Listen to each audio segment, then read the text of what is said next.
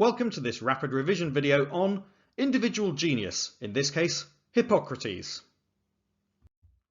Who was Hippocrates? Well, Hippocrates was an ancient Greek doctor, sometimes said to be the first true doctor in history.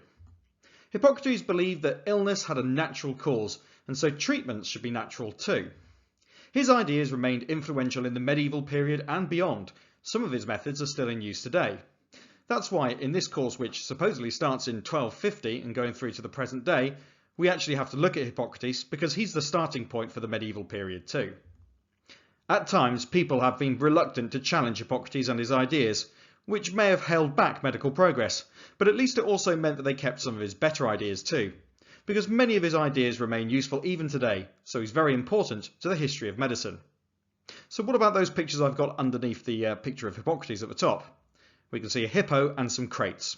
Well, if that helps you remember his name, Hippocrates, and how to spell it, then all's the better. This was Hippocrates' big idea: clinical observation and diagnosis.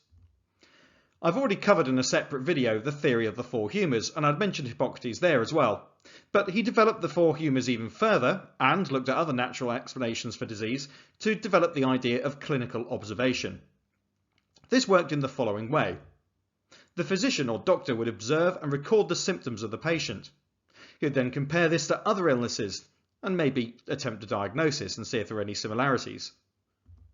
He'd then refer to previous attempts to treat this illness and give a treatment. He'd observe and record the patient's response to that treatment. Is the patient better? If yes, record this. The treatment is effective. You can use it again if you've made the same diagnosis.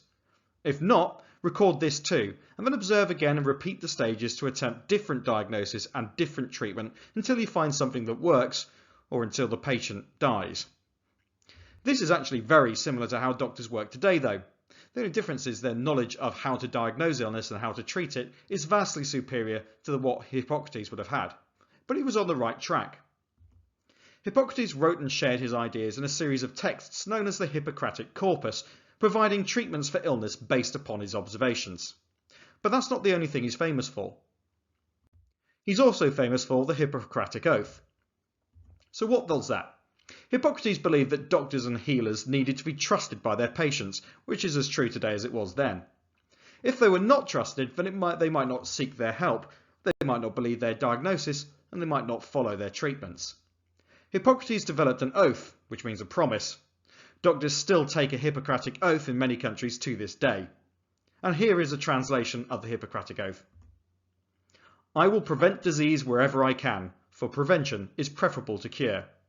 If I do not violate this oath, may I enjoy life and art, respected while I live, and remembered with affection thereafter.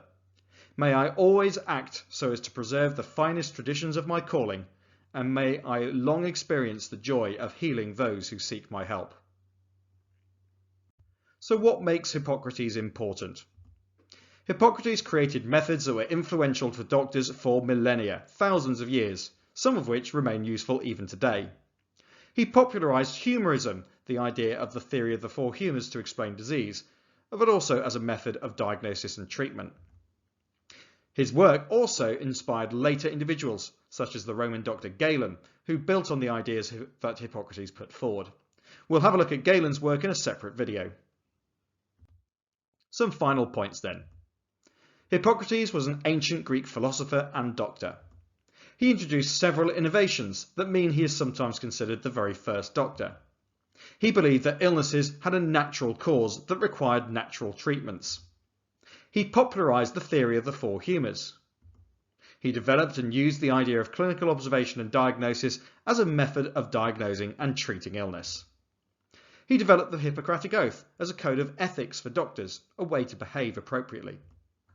Hippocrates introduced ideas that were developed by Galen, a Roman doctor. And his ideas were respected for a very long time, and some remain relevant even today. So Hippocrates was a very important person in the history of medicine indeed. Perhaps his Hippocratic Oath, and hoping that he would be remembered fondly hereafter, was something that really came true. I hope that this rapid revision video has been useful to you. If it has, drop this video a like and subscribe to the channel for more content like this. Until then, when you tune in again, thanks very much and goodbye.